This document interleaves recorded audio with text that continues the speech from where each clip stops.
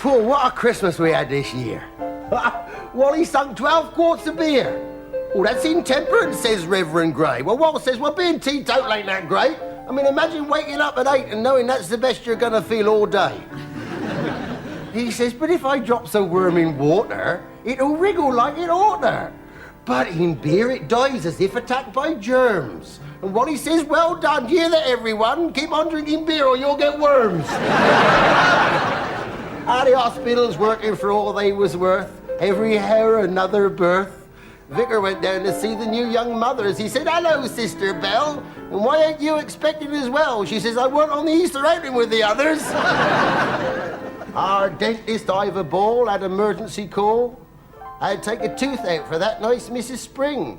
She says, will there be any pain? He says, I've done this time and time again, and I can truly say I've never felt a thing. She says, I nearly didn't come today. I nearly stayed away. I'm sure the pain will be more than I can bear. I'd rather have another baby. He just looks up and says, well, lady, make your mind up, because I got to adjust the chair. Yeah, I take it. We had decorations in the square. Salvation Army band played there. Captain says, if you know the words, join in, and if not, And he sees the widow Pike. He says, and which hymn would you like? She says, oh, I'd like him with that big drum. And that great fat Teddy Bishop staggers in the fish and chip shop. He says, fish and chips and half a cottage loaf. She says, well, you got to eat it here or you got to take it with you. He says, darling, I expect I shall do both. Hey? Well, he sees this Irish miss. He says, how about a kiss? She says, what for? He says, well, I think it's a shame. I've never kissed the Blarney Stone. But I bet your lips have kissed it. So if I kissed your lips, that'd be the same.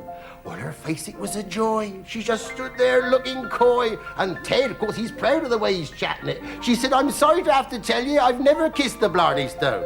But I must confess that once or twice I've sat on it. Here, wait. And old George got married again, Boxing morning, 10:30. This time it was Mrs. Hodges' daughter, June. She looked all virginal in white. Then she says, George, tonight. He says, tonight be blowed this afternoon. Oh, dear. And old Squire, he tells the players in our football club, after the game, straight in the pub, you're on a point per man per every goal you score. Well, of course, they didn't dream he'd say the same to the other team. We won by 90 goals to 84. At the match, bottle flew past, he said. It's all right, I'm a fatalist, he said. If your name's on it, then it'll knock your brains out, if you've got any. Bloke behind us started to shout. He says, let me out. And I says, what for? He says, because my name's Watley.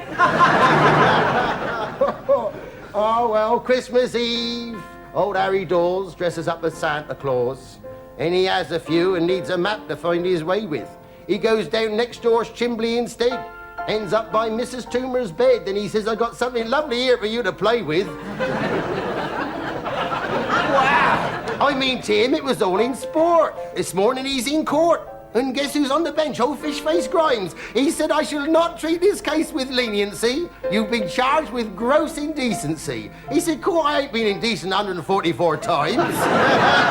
He says, this year there has been more lechery and sin than any other year I can recall. I award this lady 10 quid. And Harry says, oh, splendid, and if I can afford it, I'll give her a bob or two and all. Well, Christmas come and went, and we felt the time well spent. It was, have a bit more pudding, where's the bismuth? And though we drunk until we burst, may I be the first to wish you all a very Merry Christmas. You try rhyming with bismuth.